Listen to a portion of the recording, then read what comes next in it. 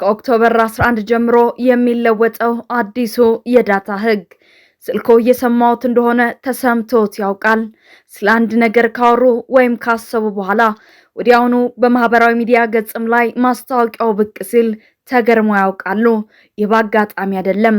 በ21ኛው ክፍለ ዘመን የኛ የግል መረጃ ወይም ፐርሰናል ዳታ አዲሱ ወርቅ ወይም ነዳጅ ሆኗል። የምንጎበኛቸው ድረገጾች፣ የምንገዛቸው ዕቃዎች፣ የምንሄድባቸው ቦታዎች፣ የምንወዳቸው ነገሮች፣ እነዚህ ሁሉ መረጃዎች ተሰባስበው ተተንትነውና በቢሊዮን የሚቆጠር ዶላር በሚያተርፉ ኩባንያዎች ይሸጣሉ፣ ይለወጣሉ። እኛ ተጠቃሚዎቹ ለረጅም ጊዜ የዚህ ግዙፍ ኢንዱስትሪ ምርቶች ነበርን እንጂ ባለቤቶች አልነበርንም።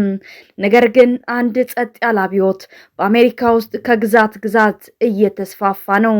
ከመጪው ጥቅምት 1 2025 ጀምሮ በሚሊዮን ለሚቆጠሩ አሜሪካውያን ይህንን የኃይል ሚዛን የሚቀይሩ አዳዲስና ጠንካራ የዳታ ግላዊነት ህጎች ተግባራዊ መሆን ይጀምራሉ።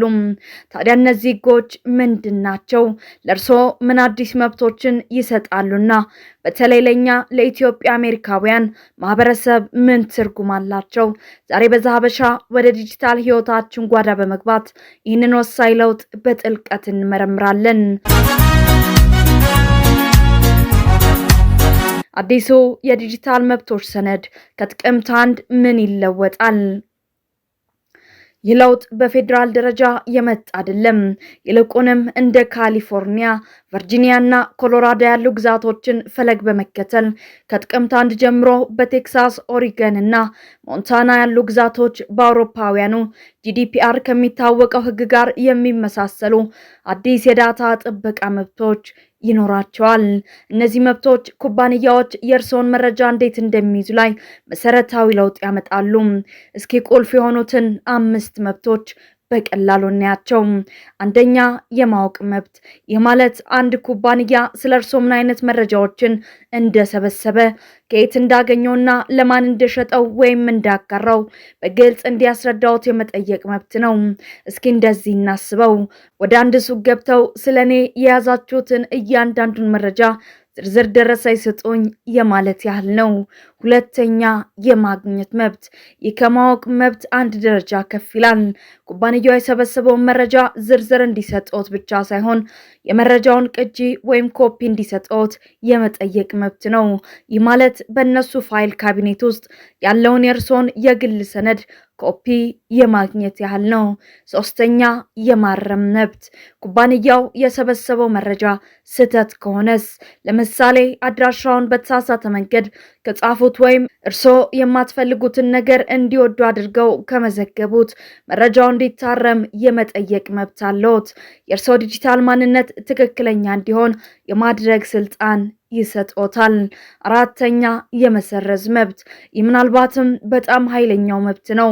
በአንዳንድ ሁኔታዎች አንድ ኩባንያ ስለ እርስዎ የሰበሰበውን መረጃ ሙሉ በሙሉ እንዲሰርዝ ወይም እንዲያጠፋው የመጠየቅ መብት ነው። የመረጃ ምህረት ወይም የመርሳት መብት በመባል ይታወቃል።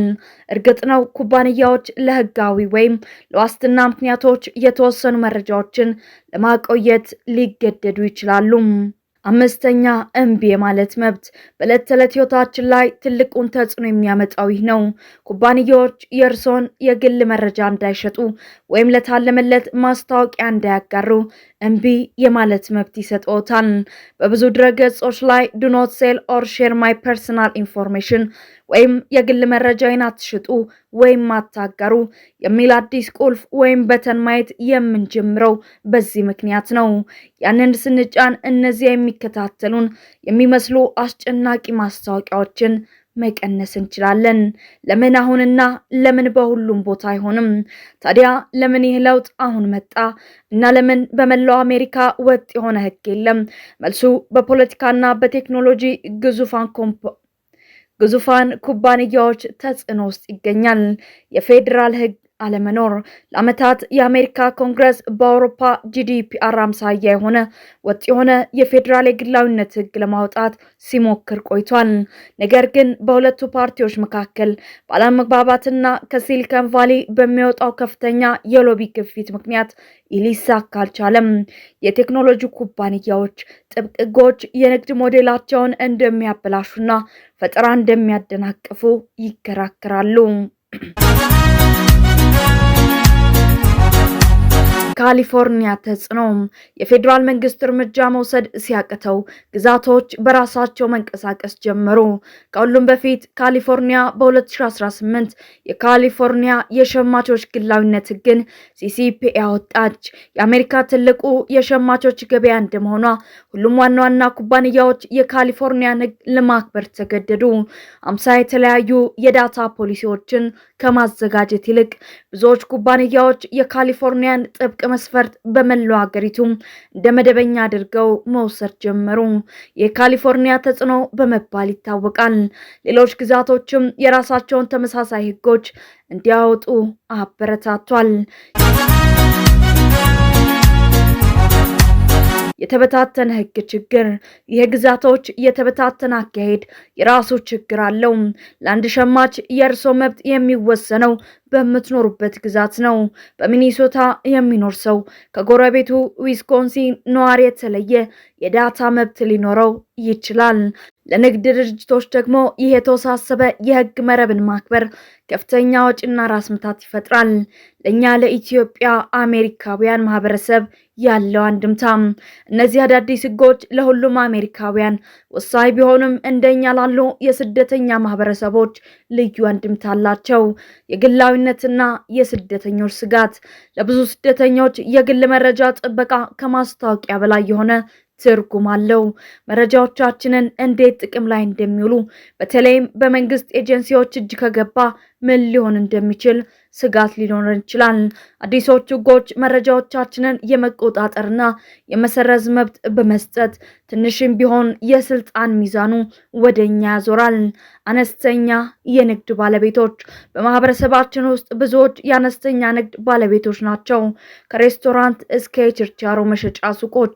እነዚህ አዲስ ህጎች አዲስ ኃላፊነት ይዘው ይመጣሉ። የደንበኞቻችንን የግል መረጃ ማለትም ስልክ ቁጥር፣ ኢሜል፣ አድራሻ በአግባቡ የመጠበቅና የነሱን የዳታ መብቶች የማክበር ግዴታ አለብን። በአንድ በኩል ተጨማሪ ስራና ወጪ ሊሆን ቢችልም በሌላ በኩል ደግሞ ከደንበኞቻችን ጋር ታማኝነትን ለመገንባት ትልቅ እድል ነው። የእርሶን መረጃ በአግባቡ እንጠብቃለን ማለት በአሁኑ ጊዜ ትልቅ የመሸጫ ነጥብ ነው። መብቶቻችንን እንዴት እንጠቀም? ታዲያ እነዚህን መብቶች እንዴት መጠቀም እንችላለን? የመጀመሪያው እርምጃ ማወቅ ነው። በምትኖሩበት ግዛት ያለውን ህግ ይወቁ። ወደምትጠቀሙባቸው ድረገጾችና መተግበሪያዎች ፕራይቬሲ ፖሊሲ ወይም ሴቲንግ ውስጥ በመግባት የዳታ ምርጫችሁን አስተካክሉ። Do not sell or share my personal information የሚለውን አማራጭ ይፈልጉና ይጠቀሙበት። ወደ መደምደሚያ የግላዊነት የወደፊት ጉዞም። የዲጂታል ግላዊነት ትግል ገና አላለቀም። ከኦክቶበር 1 ጀምሮ የሚመጣው ለውጥ ትልቅ እርምጃ ቢሆንም ጉዞው ገና ተጀምሯል። አርቲፊሻል ኢንተለጀንስ ወይም AI እየተስፋፋ ሲመጣ የግል መረጃዎቻችንን የመጠበቁ ጉዳይ ይበልጥ አሳሳቢ ይሆናል።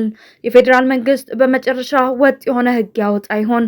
የቴክኖሎጂ ኩባንያዎችስ እነዚህን ህጎች ለማክበር ምን ያህል ፈቃደኛ ይሆናሉ? ጊዜ የሚመልሳቸው ጥያቄዎች ናቸው። ነገር ግን አንድ ነገር ግልጽ ነው።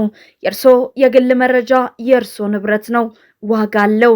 እነዚህ አዳዲስ ህጎች ያንን ንብረቶን ለመጠበቅ የሚያስችሉ መሳሪያዎች ናቸው። የመጀመሪያውና ትልቁ እርምጃ ደግሞ መብቶን ማወቅ ነው።